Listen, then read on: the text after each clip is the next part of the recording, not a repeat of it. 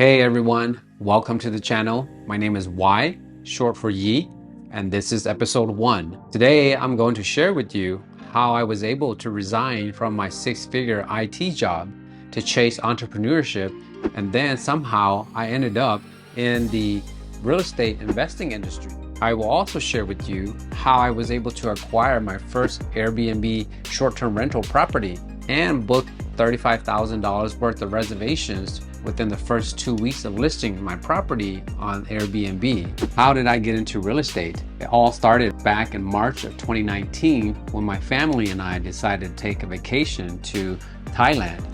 We chose Thailand because I was a refugee of that place.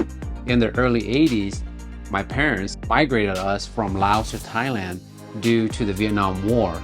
We had to seek asylum there in order to get to the US. I got to the US in July of 1987, so it's been 30 plus years since I visited Thailand. My family and I, we thoroughly enjoyed this trip. We enjoyed the food, the culture, and the experiences. After returning from our trip, my wife and I, we realized one thing, and that is time is precious. Once it passes, you never get it back. And in order for us to control our time more, we decided I needed to resign from my job and then also for her to resign for her job eventually as well. So I resigned from my IT corporate job that I've been working at for the last 15 years. I was already making over $120,000 a year and my wife was making $70,000 a year. So we combined, we were both around $190,000 a year, which is really good for a family of 4. My wife and I knew that if we continue on this path, working for someone else 15 to 20 years down the road, in our 50s or 60s, we would have nothing to show for. And from April to June of 2019, I was really struggling, didn't know what I wanted to do as an entrepreneur. 3 months into my entrepreneurship journey, and I thought I was already a failure. We sat down and said, look, you're only 3 months into this, don't expect too much yet. And let's also look at what you're naturally good at, which is IT. And so you should be able to start an IT company. June of 2019, I incorporated Manic.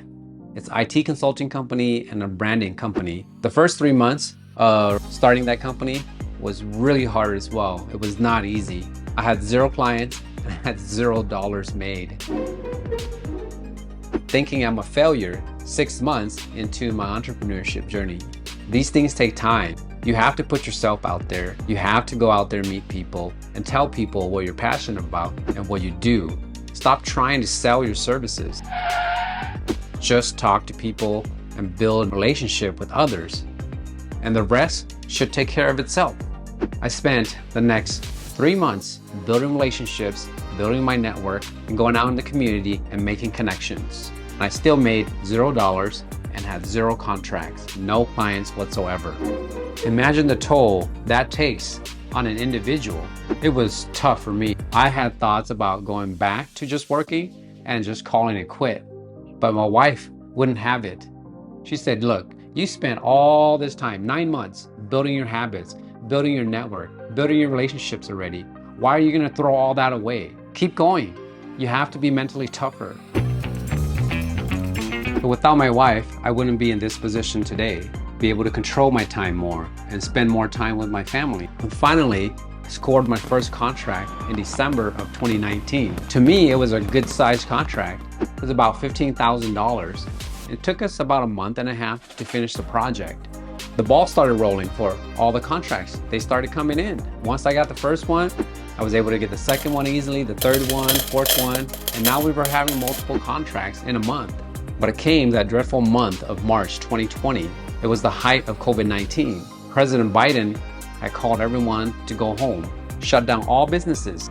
My contracts were gone, and whatever contract I had left, we were almost complete with them already. I could not have chosen a worse time to go into entrepreneurship. I had to really dig deep and figure out what my next steps were, because this was no longer a sustainable option for me, because who knows when everyone was going to come back to work and the economy was going to open up again. I thought to myself, it was another failed attempt at becoming an entrepreneur. My wife and I sat down, had more conversation, did more planning, and we ended up on real estate. During this time, the real estate industry was booming because interest rates were so low. They were between 2.5% to 3.5%. That means that we could borrow more and have a low monthly mortgage payment, which is affordable. So I reached out to one of my clients who is a realtor and asked her, how do I get into real estate? Where do I begin if I wanted to get some multifamily units? She replied, get pre-qualified, know how much you can afford and how much the bank is going to loan you, and then we can look into it. She called me back a few days later and said, hey, Wyatt, I've got a client who is looking to offload their fourplex. Can we go see the property? Where do we start? Is this an off-market deal? How much does it cost? We scheduled a time to go look at the property, and the property looked great.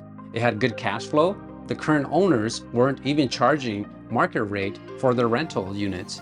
My wife and I were super excited because we would be able to come in, increase the rent, and create better cash flow than what the current owners were doing. They wanted $400K for the property. I thought $400K was high. Most of the properties in the area was only selling for about $380K. We ran some numbers and it came out to be that we were going to have to come up with $30,000 for our down payment and also our closing cost. It dawned on us that if we spent $30,000 and we're getting back $2,000 every month, that's about $24,000 a year. It made sense for my wife and I to go with that deal. We signed the purchase agreement in July of 2020. And during the appraisal process, the property came back at $360,000. So my wife and I were even more excited because we were going to get even more cash flow. But the sellers were not. They were going to lose $40,000. We had to finagle with the numbers, and the realtor had to take a lesser commission in order for make all this work. And we ended up having to pay $5,000 more than what we had wanted. The final price came to $365,000. Our final cash flow number was going to be around $2,400 a month, which was superb for us. I mean, to spend $30,000 and get all that back within the first year was a no-brainer. Not only that, we were also getting the equity of the property that was going to increase in the next year or so as well. And we finally closed in October of 2010. And that was our introduction into real estate on how you can build passive income and build generational wealth with real estate. As you can see, I'm in a different location now.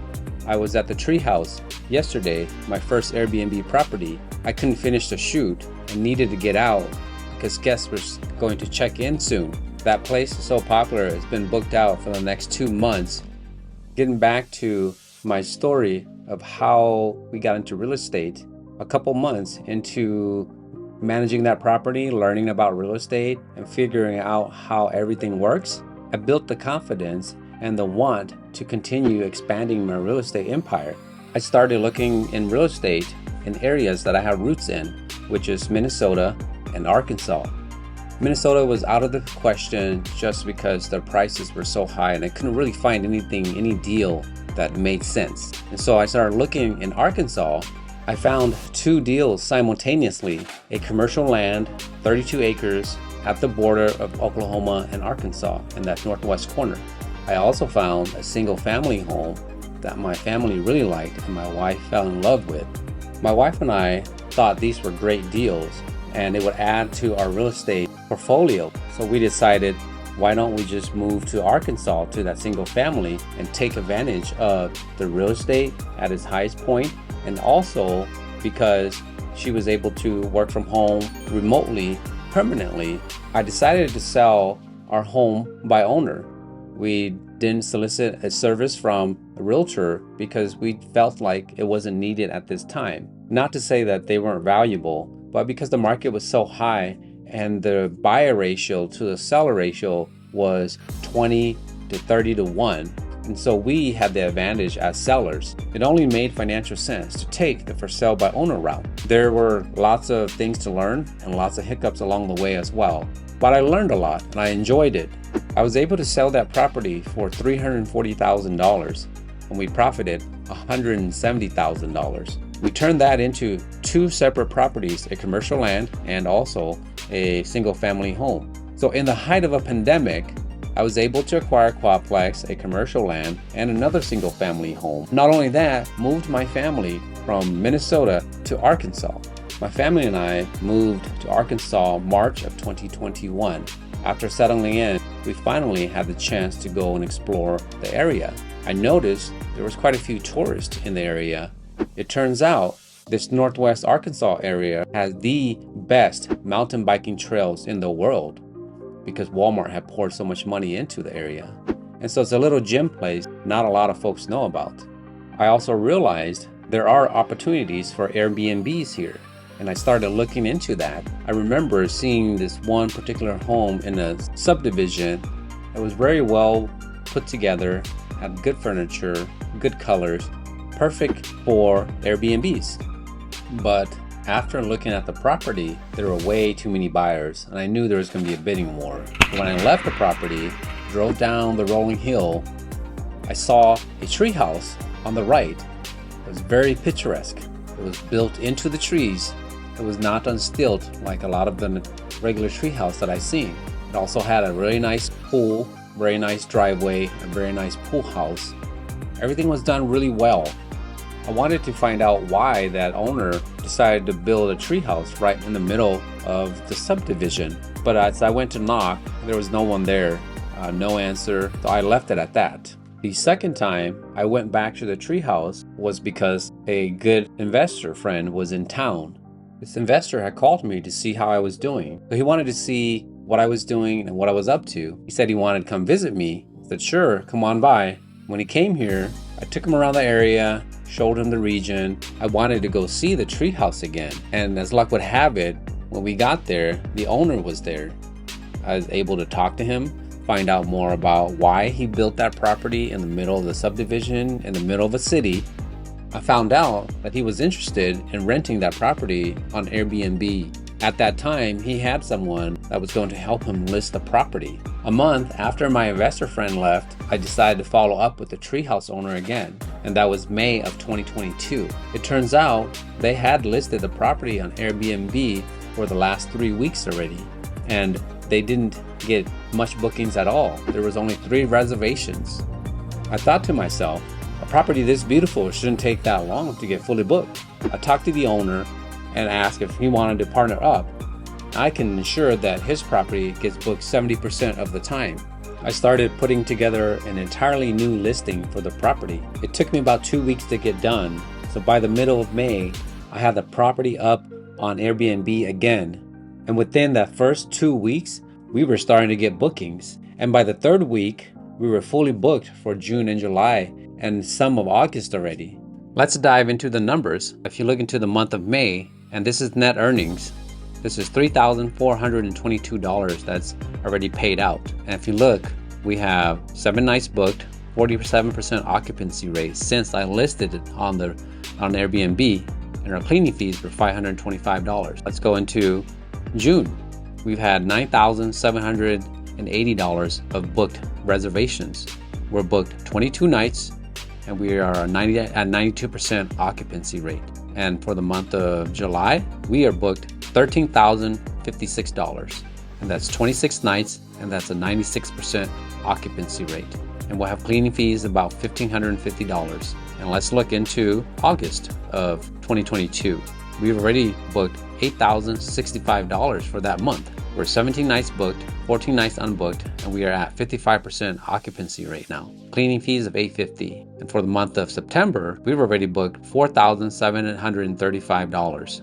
9 nights already booked and 38% occupancy rate. If you looked at the entire number so far for this year, since May, we've already booked $41,251. I'm very optimistic and very excited to see where we'll end up by May of next year. I'm guessing that we are probably going to be over $120,000 for this property alone. To recap, the first 3 years of my entrepreneurship journey, I acquired a quadplex, a commercial land, a single family home, a treehouse, and we just recently closed on another single family home where we are going to turn it into a short-term rental on Airbnb as well. I'm also in the process of acquiring the lot behind the current treehouse. The plan is to build another property similar to that. I have multiple projects going on now, that makes me super excited to see what the future holds for myself, my investors, and my family. But I wouldn't be where I'm at today if I didn't make that hard choice, that decision to plunge into entrepreneurship. The most interesting lesson I've learned in the first 2 years of my entrepreneurship journey is that I need to be flexible, because you don't know what industry or where you're going to end up. You just have to be flexible and take on the challenges that comes your way and not give up and keep moving forward. For those of you who are already on your entrepreneurship journey, hopefully you have been inspired to continue and keep going. For those who haven't started, I hope this has inspired you to want to move into entrepreneurship even more so. But remember, you're not alone. Reach out to me. I can help you get there. I've been through it all. Now, if you haven't already, please click on the like, subscribe, and notification bell button below. It will help with the algorithm to get me in front of more viewers and allow me to make more content like this for the rest of you. And that wraps up episode 1 of my channel. Tune into next week. I will go into the details of the treehouse and what was done to it to make it so special and beautiful for our guests. So I'll see you all next week. Have a good one.